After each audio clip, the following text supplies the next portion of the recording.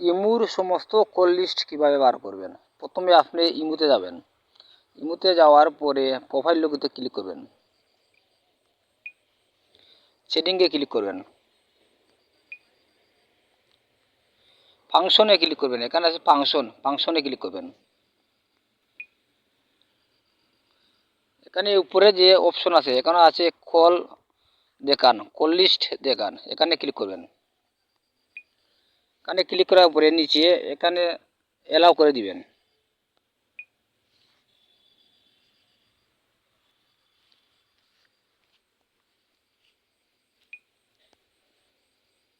এখানে আপনার ফোনের পাসওয়ার্ডটি দিয়ে দিবেন।